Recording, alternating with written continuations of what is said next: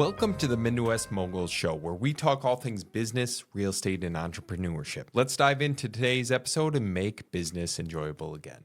Welcome back to another episode of the Midwest Mogul Show. It is your host, Carter Crowley here, and we are breaking down in today's video the top questions you should be asking motivated sellers when you are having conversations, when you are getting them on the phone, whether it's cold calling, texting, direct mail campaigns, Google PPC, Facebook leads. Whatever the campaign is, here's the questions that you should be asking in order to get the best results. So some real estate investors that you talk to, they want you to follow, and I don't honestly mind this, they want you to follow a script. Hit all the key motivation factors up front. You can qualify if it's a lead or if it's not a lead. And truthfully, it depends on the marketing campaign that you're running. Because, for example, cold call leads and Google AdWords leads are treated or should be treated completely different. The main reason being, when you are cold calling someone out of the blue, you ultimately have to break down the different motivation factors for why they are thinking about or why they are interested in selling. Unless they're on like a niche list such as pre-foreclosure, probate, eviction, so on and so forth, where there's a motivation behind it, it doesn't necessarily correlate to getting a deal right away if you hit on those factors. So how I want you to approach this is, again, break down the type of lead that you're targeting. Is it a cold audience or is it a warm audience? Warm audience means that they're coming to you. They have a pre-existing interest in selling their property. A cold audience is you are reaching out to them. They have not thought about it before, but you're fact-finding. You are genuinely curious in why they are thinking about selling any particular property. And this is applicable if it's larger scale properties. I'll give you some key scripting to ask on those ones, and I'm just going to make myself a note. So larger scale properties. Okay, just so I don't miss that. So stay tuned to the very end of this video, because I will drop some gold nuggets on you for what to ask the larger property or larger scale property owners, so they know that you are serious. But the first question that I always ask, and again, we run off of inbound lead generation in our business, so we can get away with this. The first question I ask is like, hey, Mr. or Mrs. Owner, obviously I saw the inquiry that you're thinking about selling 123 Main Street. Can you fill me in a little bit on what's going on there? Very open-ended, non-assumptive. I am looking for more information. I'm genuinely curious as to what's going on in their life, why they're thinking about selling it. And some owners will take a very, they might be a little bit standoffish in the beginning, truth be told. Some owners will come right out and tell you exactly what's going on. So if we go down both paths, say it's an owner who's going to tell you exactly what's going on. That's a very easy conversation to have. You can kind of probe into the pain points that might be going on, whether it's the house needs a lot of work, health isn't the greatest, so on and so forth. You can ask more questions about that and uncover more things. If they just tell you it's like, well, I'm looking at downsizing, and it's a one-line answer, they don't give you any more information other than that, that's when you have to lead into further questioning to get a better understanding of how you can solve their issue. So when I say that, it's like, okay, so fill me in on what's going on. I'm just looking at downsizing. Hey, awesome. I totally get that. Have you been living in the property for quite some time? I've been there 5 years, we'll say they answer with. Okay, awesome. So you've been there a decent amount of time. And Mr. and Mrs. Owner, is there any particular reason that you reached out to us, a direct home buyer, I wouldn't necessarily say that you reached out to us versus listing it on the market with a real estate agent? Pause. Just do not word vomit. Don't freaking start spilling out a bunch of different information. Just let them answer the questions that you ask. There might be awkward silence. There might not be awkward silence. It depends, again, on the person.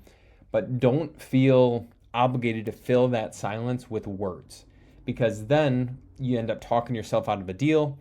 You over-explain things. You're not uncovering the truth to what's actually going on and why they're interested in selling. Now, once you ask that question, then it's like, well, the reason I don't want to list it with a real estate agent is it needs a whole lot of work. I don't want people coming in to walk through my property. I have some cats. I'm trying to coordinate a move quickly. I'm dealing with this problem or that problem. It's like, well, tell me more about such and such thing. That is a very key phrase. Tell me more about this, or tell me more about the condition of the place. Tell me more about the situation of where you're planning on moving to next. If you lead them in the right direction while you're taking notes, or if you have an AI software or a CRM that takes notes for you, the calls are recorded. That's what I would highly recommend. And then it starts making the conversation a little bit easier, because all that you are trying to do in every single conversation with a homeowner who's looking at selling is ultimately understand if you can solve their problem. If you can solve their problem, then you are obligated to try to help in some way, shape, or form. You're not going to overqualify. You don't need to beat them down on price right up front. You want to fact find. You want to understand the condition of the place, the situation as to what's going on, because that will ultimately tell you if you will be the right solution to what they're looking for. Because what most investors end up doing is they say, okay, well, what's the condition of the place? When's the last time you updated the roof or the windows or the kitchens or the bathrooms or the furnace or the AC? You start basically peppering them with 20 questions in regards to the condition when you don't even fully understand or grasp the emotional component behind them wanting to sell their particular property. And that is the most important thing to understand, because a lot of the owners that we deal with in every offer scenario is it logically selling your house for a deep discount does not make sense. Emotionally, for that individual, it makes all the difference. And why I say this is, if I was a homeowner and I was looking at selling my place, 99% of the time I'm going to list it with a real estate agent, sell it for a top price, get the highest and best offer possible. The owners that are coming directly to us, they know, and through our scripting, they know they're sacrificing on price for speed and convenience. So if you take that into consideration up front, you know that this is not a logical decision-making process. It's more of an emotional one. So that is why you need to uncover the emotional issues that are taking place, and how can you properly solve those? Is it they're struggling with moving, or they're struggling with health issues or financial concerns, that by solving this first domino in that line, you can then send the other dominoes falling down along the way, and you end up securing a deeply discounted piece of real estate. Again, it is just a problem answer sort of situation, and you want to do your best by having an open conversation. Try not to keep it too scripted. I would honestly say, if I was telling you how to formulate a script, is have a more conversational approach. When you start reading off multiple different things, chances are the motivated sellers have heard from other virtual assistants that answer or ask them 20 different questions: condition, price, time frame, next move, all these different things, that if you show up different from the get-go, your likelihood of success is that much higher. Now, I'm not telling you not to have a sales process, because through this you are uncovering hidden truths that the seller might not even be aware of, that you can solve in order to secure that property at a below market value price. Now, with all of those things being said, first things first, let's just run back through this really quick. So, hey, Mr. and Mrs. Owner, fill me in on what's going on with the place. Why are you thinking about selling it? Okay, very open-ended. If they give you a short one-liner, so on and so forth, if they end up divulging a lot more information, it's going to be a lot easier conversation. But say they give you the one-liner, okay, Mr. and Mrs. Seller, I totally get that. You've only been living there for such and such amount of time. You just want to downsize. Is there a reason that you don't want to list it with a real estate agent and instead you reached out to us? Again, let them talk. Do not fill the silence with words, because you are not doing yourself any benefit by doing that. It honestly hurts you more times than not. And there's no reason with pausing. There's no reason with taking your time, slowing down the word tracks, mirroring what their tonality is, their expressions, their mood for the most part. You can tell just by talking to someone over the phone, are they in a good mood? Are they in the bad mood? Are they going to be friendly? Are they going to be a little bit more reserved on the phone? And as you can chisel away at that persona that they have initially, you can start getting more information to use to your benefit. And that might sound a little bit sleazy. I'm not trying to make it sound that way, but you are trying to use all the information possible to best help them and also best help yourself. This is a business, it is for profit. You are trying to make some money by doing this. And if you don't have a full picture of what's going on, you can't possibly help them out in the best way, shape, or form that you know how. So that's why it's so important to ask the right questions up front. And truth be told, on a lot of our calls, although they are filling out a web form and ask price on there, I do not bring up price on that initial conversation. It's honestly, it is not top of mind, and it is not one of our qualifying metrics on our side. What I might ask them instead is, Mr. and Mrs. Seller, if we're to make you an offer, are we going to have to pay off any sort of like mortgage, liens, taxes, encumbrances, anything like that against the title of the place? Just to get an idea of, do they have a mortgage that they owed? Do they have judgments against the place? To financially understand that side of things, because of course we can't negotiate if there's zero equity in the deal. So I might ask that, but I will not try to lock them down on a price. Because if I say, hey, Mr. and Miss Seller, if we're to pay all the closing costs, buy the property as is, close on your time frame, what's the lowest possible offer you'd be willing to accept? And then I say, okay, is that the best that you can do? Just sounds sleazy. Like, truth be told, that it is not a great sales tactic, and I would not recommend that by any stretch of the imagination.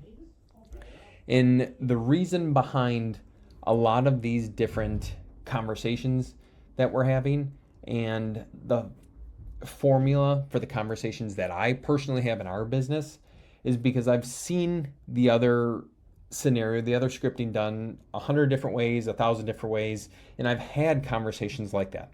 They don't go nearly as good as using the scripting or formula or the word formulas that we use on our side, because I want to be able to help them. By just asking them a million different questions, it doesn't necessarily give you the full picture, as I have previously mentioned on our side of things. And the reason that I don't typically bring up price on that initial conversation is because I want to get a emotional outlook as to what's going on in their life and what problems that they're trying to solve. Because I know for a fact, if we can solve the rest of the problems, the chances that they're a little bit more flexible on price is 10 times higher. Now, if you're unable to solve all those other problems, the chances that you're going to be able to figure out some sort of deal are slim to none. And I've seen it more times than not that people might fill out that they want, like, I'll give you an example. So we were buying a place down in Madison. Initially on the form, they had said we want between $575,000 to $600,000 for the property. $575,000 if it's an as-is cash offer, no closing cost commission, so on and so forth. $600,000 if we have to list it for sale. I came in with I want to say we bought the property for $393 on our side of things. We weren't even close. We were not even close to what they were asking. It was a probate situation. The family didn't want to deal with it. They had a sibling that they didn't want to deal with either, who was in the process of moving out. They trashed the lower level. So I was able to solve that issue by providing value, providing information, providing knowledge, being the local resource for them in their particular situation, and them having confidence in our ability to purchase the place, that they ended up taking an offer for $100 and some thousand less than what they initially said that they wanted. Now, of course, that is a fluke scenario. I'm not saying that's going to be the case every single time, but if you're able to solve problems at a higher level, if you're able to share confidence and breed confidence with the owner, they're probably willing to give you a little bit better deal when it comes to selling their place, because they know you're going to do what you said you're going to do. And if you pre-qualify them too much up front, then you never end up setting an appointment. You never end up making an offer. And another investor comes in who doesn't do those things, such as ourselves.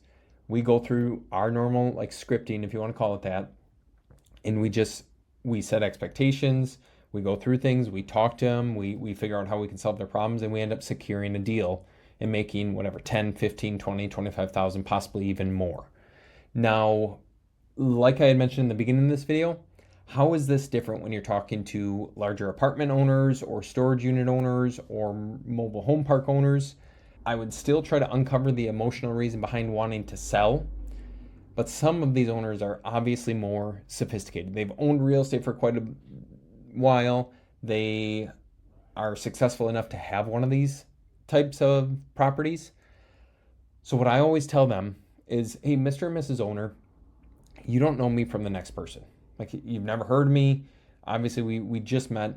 What information would I need to provide you in order for you to feel comfortable sharing more info on the property with me? And then they're almost like taken back, because first off, no one's ever asked them that. They just come in 20 questions again. Hey, what about this? The tenant information? What's your collections? Can you share this financial information with me? And they don't know you from the next person. So why would they be willing to share that? Versus if I just tell them up front, you don't know me from the next person. You don't know who I am. You might have seen some reviews online. You might have seen some video online. But truthfully, you don't know if I'm going to act in good faith. You don't know if I'm a decent human. So what information would you need in order to feel comfortable even sharing that with me? And this just, again, it sets you apart from the rest of the investors out there. And these little phrases that we use, kind of these word tracks, you can call them, have helped us secure a significant amount of property, has helped us secure property well below market value, and we are able to make a pretty decent income because of that. And again, the better questions that you can ask, the easier it is to solve the problems that the owners are going through, and chances are the more success that you will have in your business, because you're going to be above and beyond every other investor out there.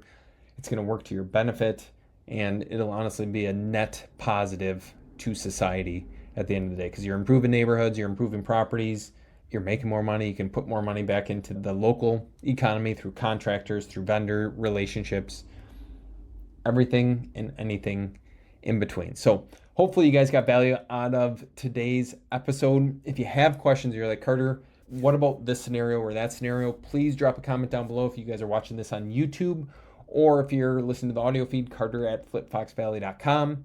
I appreciate you watching as always, and I will catch you in the next one.